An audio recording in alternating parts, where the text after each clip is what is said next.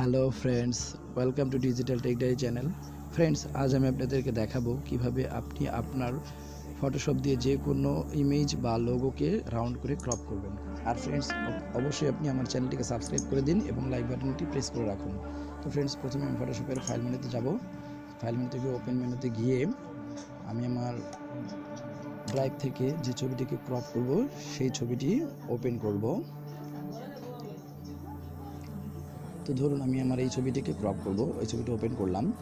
Open করার পরে আমার ফটোশপের বাম পাশে উপরের দিকে যে মার্কি টুল, ইলেকট্রিক্যাল মার্কি টুল আছে, এটাকে সিলেক্ট করে নিলাম। সিলেক্ট করে কিবোর্ডের শিফট বাটন চেপে ধরে মাউস ড্র্যাগ করে এটাকে আমি যে অংশটুকু কাটবো সেই অংশটিকে মার্ক করে নিব। তো এভাবে আমার রাউন্ড করে মার্ক হয়ে গেছে। এখন এটাকে আমি আমার সাইজ মতো বসিয়ে নিচ্ছি যেটুকু আমি কাটবো। তারপরে ব্যাকগ্রাউন্ড লেয়ারে গিয়ে ডাবল ক্লিক করে লেয়ারটিকে ডুপ্লিকেট করে নিলাম। ডুপ্লিকেট করার পরে এখন এই সিলেক্টেড অংশে ক্লিক করে সিলেক্ট ইনভার্স ক্লিক করে আমি আমার পুরো ছবিটিকে সিলেক্ট করে নিলাম। এখন কিবোর্ডের ডিলিট বাটন প্রেস করেই আমি আমার এই ব্যাকগ্রাউন্ডটিকে রিমুভ করে দিলাম। তাহলে আপনি দেখতে পাচ্ছেন কি সুন্দরভাবে আমার সিলেক্টকৃত অংশটি রাউন্ড হয়ে কাট হয়ে গেছে। এখন এটা চাইলে আপনি মুভ টুল দিয়ে মুভ করে আপনার ইচ্ছা অনুযায়ী যে কোনো জায়গা সরাতে পারবেন। তো আমি এটাকে একটু রিসাইজ করে নিচ্ছি। ক্রপ বাটন প্রেস করে এটাকে আমি আমার পছন্দ মতো একটু রিসাইজ করে কাট করে নিচ্ছি যাতে এটা দেখতে অনেকটা ভালো লাগে।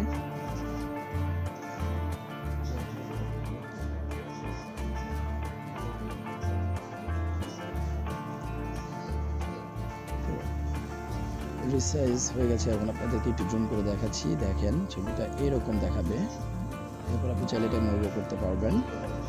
এখন ফাইনালি আমি আমার ছবিটিকে সেভ করব। ফাইলে গিয়ে সেভ অ্যাজে গিয়ে আমি এখানে নাম দিয়ে সেভ অ্যাজ পিএনজি ফরম্যাটে ফাইলটিকে সেভ করব।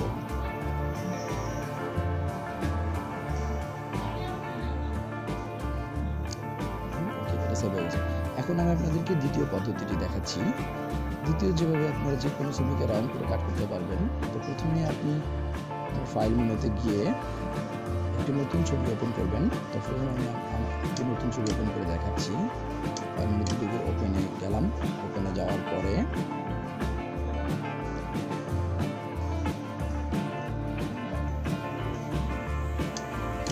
এই ছবিটি সিলেক্ট করলাম, ওপেন করলাম।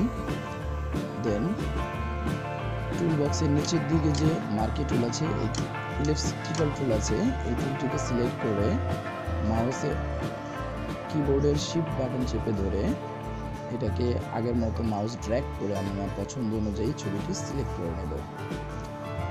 আর বন্ধুরা, শিফট বাটন চেপে ধরলে আপনার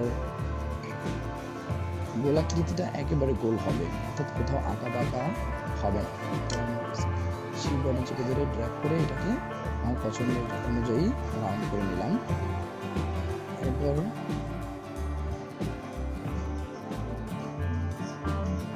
মুভ টুল দিয়ে এটাকে আমি আমার পছন্দ অনুযায়ী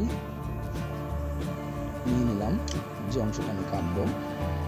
এরপর ব্যাকগ্রাউন্ড যেহেতু লক আছে, এরপর কন্ট্রোল এন্টার প্রেস করে ছবিটিকে আমি সিলেক্ট করে নিলাম। এরপর ব্যাকগ্রাউন্ড যেহেতু লকটা খোলা জন্য ব্যাকগ্রাউন্ডে ডাবল ক্লিক করলাম, ওকে করে দিলাম। তো ডুপ্লিকেট লেয়ার তৈরি করে নিলাম। এখন কন্ট্রোল এক্স বাটন প্রেস করে আমি ছবিটিকে ক্রপ করে নিলাম। এখন এটাকে আমি আমার পছন্দ অনুযায়ী যে কোনো ছবির উপর নিতে পারবো। তো আমি একটি নতুন পেজ নিয়ে আপনাদেরকে দেখাচ্ছি। নতুন একটা পেজ নিলাম, এই পেজে কপি করে এখানে পেস্ট করলাম। তো আপনারা দেখতে পাচ্ছেন ছবিটি কিন্তু এখানে পেস্ট হয়ে গেছে। এখন এটাকে আমি কন্ট্রোল টি বাটন প্রেস করে রিসাইজ করে নিচ্ছি। রিসাইজ করে নিয়ে আপনাদেরকে দেখাচ্ছি।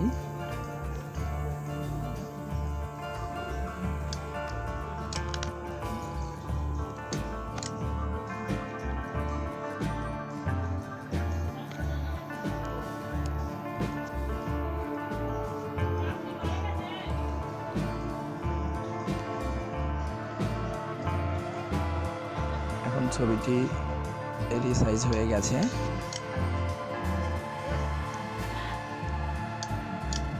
এরপরে সেভ অ্যাজে গিয়ে আমি এই ছবিটিকে নতুন একটি নাম দিয়ে পিএনজি ফরম্যাটে সেভ করে দিব।